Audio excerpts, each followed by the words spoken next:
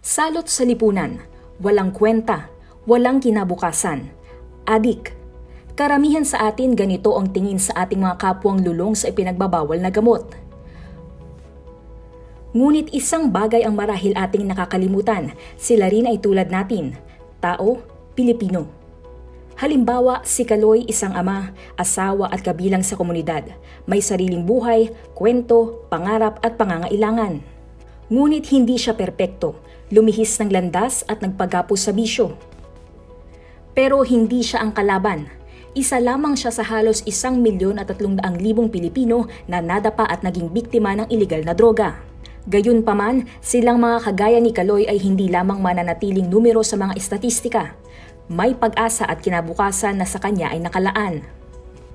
Kung ang pagkalat ng mga ipinagbabawal na gamot ay mawawakasan, magsisimula ang pagbabago sa kanyang sariling pamayanan. Alinsunod sa mandato ng Kagawaran ng Interior at Pamahalaang Lokal o DILG at mga kaugnay na tanggapan ng pamahalaan, binuo ang Barangay Anti-Drug Abuse Council o BADAC. Ang BADAC ay tumatayong isa sa mga pangunahing institusyon ng gobyerno na naglalayong magpatupad ng mga programang susugpo sa iligal na droga at aagapay sa iba pang tanggapan sa pagpapatupad nila ng mga batas at programa sa pagsupil ng problema sa iligal na droga. Ang konsehong ito ay pinangungunahan ng punong barangay at hinahalilihan ng sangguniang barangay member na chairperson ng Committee of Peace and Order. Ang mga kasapi ay binubuo ng sangguniang barangay member na chairperson ng Committee of Women and Family, sangguniang kabataan chairperson, punong guro ng isang pampublikong paaralan o kinatawan nito, punong tanod, kinatawan ng isang NGO o samahang pangsibiko at kinatawan ng isang pangrelihiyong organisasyon. Tumatayo namang tagapayo ang Chief of Police ng lungsod o munisipalidad o kaya naman ang kinatawan nito. Kabilang sa kanilang responsibilidad, inaasahang ang BADAC magplano at gumawa ng BADAC Plan of Action kung saan kabilang ang quarterly targets upang bumaba ang level ng gumagamit ng illegal na droga at upang makamit at mapanatili ang pagiging drug-cleared at drug-free status nito. Magsumite ng BADPA sa Barangay Development Council upang mapabilang sa Barangay Development Investment Program na magiging basihan sa pagbabalangkas ng Annual Investment Program at Annual Barangay Budget. Ihanda ang mga barangay tanod at BADAC Auxiliary Team sa kampanya laban sa street-level drug trade sa pamamagitan ng mga seminar at training. Makipagtulungan sa mga institusyong nagpapatupad ng mga proyekto kontra droga sa barangay. Lumahok sa Orientation of Barangay Drug Clearing Program ng Philippine Drug Enforcement Agency o PDEA. Tumulong sa Philippine National Police o PNP sa pagsasagawa ng mga house visit. Sumunod sa mga alituntunin ng DDB Regulation No. 4 Series of 2021 ukol sa pagdedeklara ng mga drug-cleared barangays, pagpapatunay at kumpirmasyon nito bilang drug-cleared, drug-unaffected at pagkukumpirma ng drug-free status nito. Tulungan at i-refer ang sumukong PWOD sa KADAC o MADAC at iba pang institusyon o mga kinauukulan na nagsasagawa ng counseling at rehabilitation. Sa pakikipagtulungan sa KADAC o MADAC, magpatupad ng angkop na general interventions at community-based rehabilitation program sa mga PWODs at tulak ng droga. I-monitor ang mga nagsasagawa ng community-based rehabilitation treatment sa pamamagitan ng attendance at pagkumpleto ng CBRP requirements. Magsagawa ng mga pagpupulong na hindi bababa sa 1 beses kada buwan. Magpatawag ng special meetings sa mga organisasyon sa barangay tulad ng Parent Teachers and Community Association o PTCA, youth groups, Boy and Girl Scouts, religious organizations, senior citizens, Homeowners Association, PUROX, Tricycle Operators and Drivers Association o TODA, at iba pang mga organisasyon na susuporta sa pagsugpo ng iligal na droga sa pamayanan. Iyakin ang kanilang partisipasyon lalo na sa pagpapaigting ng prevention education programs. Magsagawa ng drug prevention at demand reduction programs. Isumite ang mga sumusunod na reports sa mga otoridad. Isagawa ang iba pang mga tungkulin na aayon sa kaukulang rules and regulations. Tunay ngang malaki at mahalagang bagay ang ginagampanan ng BADAC sa barangay at upang mas maging epektibo at maayos ang pagpapatupad ng kanilang mga tungkulin, ang konseho ay hinati sa 2 komite. Una, ang Committee on Operations na pinamumunuan ng Vice Chairperson ng Konseho o ang Chairperson ng Committee of Peace and Order. Ang mga kasapi ng nabanggit na komite ay ang Executive Officer o ang punong tanod at ang Batak Auxiliary Team o BAT na may inaasahang 25 miyembro sa bawat 2,000 mamamayan ng isang barangay. Ang komiteng ito ang siyang namumuno sa lahat ng mga operasyon patungkol sa mga gawain at tungkulin ng Batak. Ang pangalawang komite naman ay ang Committee on Advocacy. Sa komiteng ito, naaatas ang pagpapalawig ng mga konsepto na siyang nakapaloob sa Batak.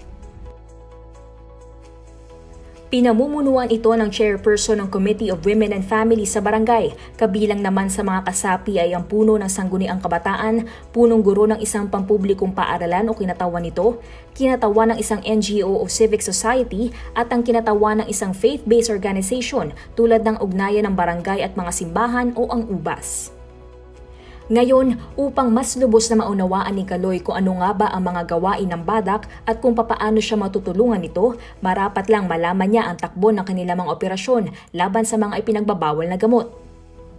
Nahati sa 3 yugto ang pagsasagawa ng Barangay Drug Clearing Program ayon sa probisyon ng DDB Regulation No. 4 Series of 2021. Sa foundation stage, tinutukoy ang kahandaan ng mga barangay sa pagsasagawa ng Batak. Sa yugtong ito, tinutukoy ang pagklasipika ng barangay batay sa drug affectation na ayon sa presensya ng PWODs, pushers, drug den maintainers, coddlers, cultivators, at iba pa at kung may presensya ng illegal drug facilities at activities sa barangay. Pagpapatupad ng BDCP sa mga pamahalaang lokal upang palawigin ang kanilang kaalaman sa mga alituntunin at proseso ng programa. Muling pinasisigla at aktibo ang Batak sa paglalagay ng Rehabilitation Referral Desk.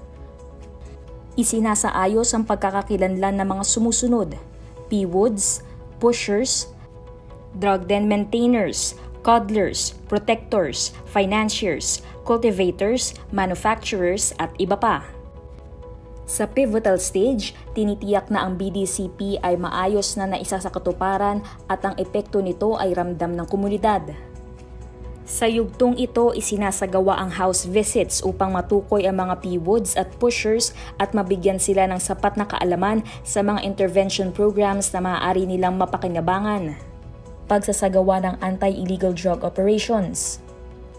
Tinitiyak na ang mga general interventions at community-based drug rehabilitation program ay naisa sa katuparan alinsunod sa DDB Regulation No. 7 Series of 2019 at pagsisertipika ayon sa DDB Regulation No. 4 Series of 2020 at intervention program na Balay Silangan Reformation Program alinsunod sa DDB Regulation No. 2 Series of 2018. Maayos na naisa sa katuparan ng intervention programs para sa mga surrenderers. Maayos ang implementasyon ng demand reduction programs at iba pang aktibidad.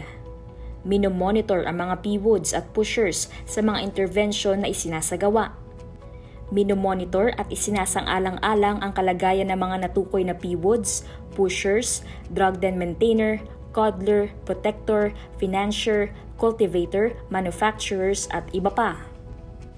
Pagpoproseso at pagdedeklara ng mga drug-affected barangay, munisipalidad, probinsya at syudad bilang drug-cleared. Pagpoproseso at pagsusuri sa mga naideklarang drug-free barangay, munisipalidad, syudad at probinsya. Panghuli ay ang sustainability stage. Ito ang yugto kung saan ang isang barangay, munisipyo, syudad o probinsya ay naideklara na drug-cleared o drug-free ng Regional Oversight Committee on Barangay Drug Clearing Program o ROCBDC na pinamumunuan ng PIDEA Regional Director bilang ROCBDC Chairman, DILG Regional Director bilang Vice Chairman at mga miyembro na kinabibilangan ng Regional Directors o Authorized Permanent Representatives ng DOH at PNP at LGU Authorized Representative as appointed by the LCE. Sa level na ito, ang mga barangay ay may mas pinalawig na kakayahan sa paggawa ng mga pulisiya, matatag ang mga mamamayan at stigma-free rehab PWODs at drug reformists. Sa yugtong ito, mayroong social reintegration program para sa mga rehabilitated PWODs and drug reformists. Mayroon din relapse prevention program para sa mga rehabilitated PWODs. Patuloy ang implementasyon ng drug-free workplace program. Aktibo ang multi-sectoral support sa implementasyon ng BDCP. Patuloy rin ang capacity development para sa mga implementer ng BDCP. Itinatatag ang Community Drug Watch. Itinatatag din ang Community Support Group na nauukol sa problema sa droga. Pinapatatag ang pamantayan ng implementasyon ng BDCP sa paraan ng mga ordinansa at pulisiya. Mayroong palagiang konsultasyon sa mga duty bearers at stakeholders na maaaring ganapin sa taunang pagtitipon ng mga BDCP implementers. Patuloy na pagsasagawa ng drug reduction activities. Naipapanatili ang intervention programs para sa mga PWODs na maaaring sakop ng General Intervention, Community-Based Drug Rehabilitation Program at Drug Treatment Rehabilitation Program. Napapanatili ang intervention program para sa mga pushers at iba pang drug offenders alinsunod sa DDB Regulation No. 2 Series of 2018. At dahil tulad ni Kaloy na isang miyembro ng kanyang pamayanan, marapat lang na ang mga katulad niya ay mapabilang sa mga gawain ng badak, kung kaya't kinakailangan na ang bawat lokal na pamahalaan o LGU ay bumuo ng Badak Auxiliary Team o BAT. Ito ay binubuo ng 25 miyembro na kakatawan sa bawat 2,000 mamamayan sa isang barangay. Ang bawat miyembro ng BAT ang siyang kakatawan ng bawat kalye, purok, mga subdivision o mga sityo. Upang mapabilang dito, ang isang individual ay kinakailangang residente ng barangay, may malinis na reputasyon sa pamayanan at ang matibay na prinsipyong moral at integridad. Ang mga tungkulin ng BAT ay ang mga sumusunod. Kilalanin at iulat sa badak ang mga dumedepende sa iligal na droga, mga hinihinalang tulak ng droga at mga laboratorio ng ipinagbabawal na gamot sa kanyang nasasakupan. Umalalay sa pagsasagawa ng information education campaign laban sa iligal na droga at sa mga masasamang epekto nito. Tumulong sa paghahanda at pagpapakalat ng mga impormasyon patungkol sa laban sa droga, katuwang ang paaralan, mga neighborhood association at iba pa. Simulan sa kanyang nasasakupan ang mga gawaing pangpamayanan na tumutulong umiwas sa pagkalulong sa iligal na droga, lalo na sa mga kabataan. Ang punong barangay ay marapat na mag-ulat ng kanilang BADAK o Badak Auxiliary Team at members ng KADAK o MADAK at magbigay ng isang kopya ng ulat sa lokal na DILG. Ang BADAK ay isa lamang instrumento upang mapigil ang banta at masamang epekto ng pinagbabawal na gamot sa ating pamayanan. Kung ang instrumentong ito ay hindi magagamit ng may kaangkupan sa ikabubuti ng pamayanan at ng mga mamamayang kinabibilangan nito, mananatili ang epekto ng iligal na droga. Wawasakin nito ang buhay at mga pangarap ng sinumang individual na magpapasilaw sa pandaliang lunas at ligaya na maaari nitong ibigay. Ang BADAK ay siyang simula, siyang sandigan ng pinakamaliit na unit ng pamahalaan. Tulungan natin ang ating pamayanan nang wala na mga katulad ni Kaloy ang magupo ng ipinagbabawal na gamot. Ito ang Barangay Drug Abuse Council.